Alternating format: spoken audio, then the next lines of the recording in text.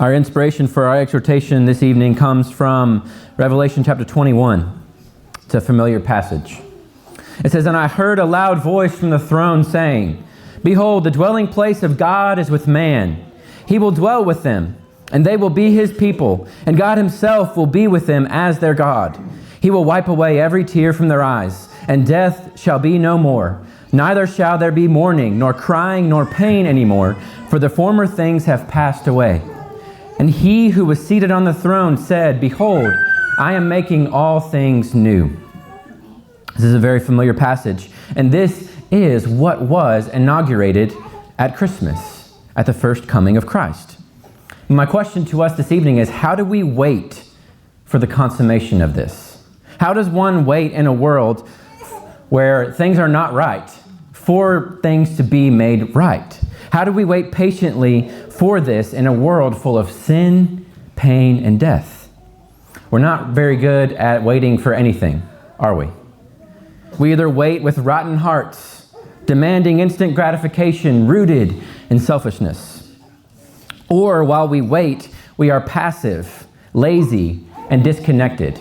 This is, I think, would be the ditch that we most fall into. Waiting means just checking out and letting go and let God. We look for any and every way to put off responsibility. But this is not how Christians are to wait.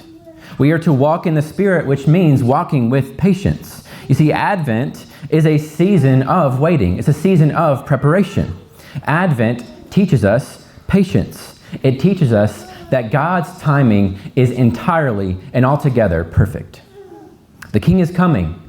Nope, he's not here yet. The King is coming, surely, but wait, he's not here yet.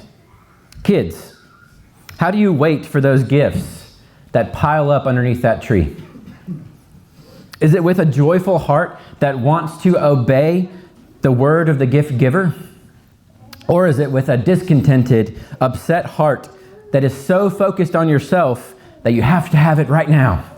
You might even say something along the lines of, "I'll never get to open up these presents." Or, "It takes a long time to wait." Part of how we wait, Christian, part of how we wait, church, is by getting everything ready. And that begins with our hearts. We make way for the coming King.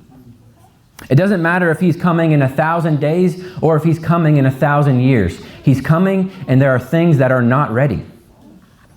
If you're waiting on a big exam, you start studying, hopefully. If you're waiting on someone to come over for dinner, most of us start cleaning. If you're waiting on a newborn baby, you'd be in trouble if you just did nothing. Never went to the doctor, never got a room ready, never got a crib, never did anything. If you are waiting on the Son of God to come for everything that he has purchased, for him to truly make everything new, what do, church? We start assessing. My heart is not ready. It still loves sin. My family's not ready. There's still disorder. My neighbors are not ready. They don't even know Jesus. This country is not ready. It mocks the authority of the King. You see, waiting means working. Being patient for the coming of our King means that we get to work. It is anticipating what is to come, and it is preparing the way. This is not, to be clear, this is not a way to earn our salvation. This is not a way to work our way to heaven, but as it is an outworking of Christ's first advent that you have participation in. You, Christian, are a part of a new kingdom that is invading every single aspect of this world. Therefore, you are an ambassador of this King. You are a messenger of his kingdom. You are a herald of joy, peace, love, and hope. Maybe that's not what you signed up for, but it is the reality. Every act of love, every turning away from sin, every restoration of fellowship, every expression of joy is a declaration to make way for the King.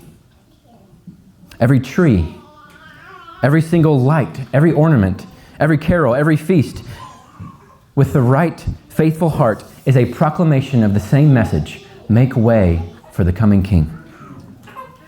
Christ's first advent is the down payment. It is the guarantee and is the confidence that we have in his second coming. We can wait patiently in a world full of suffering because we share in the sufferings of the conquering, coming King. He has come once, and the blind have seen. He has come once, and the lame are walking. He has come once, and the unfaithful are made faithful. So look around you, Christian. Begin with yourself. What is it that is not ready? What is it that is not ready for Christ's coming? Take faith, take your motivation and your strength and your love from Christ's first advent and get to work. Let's do this together.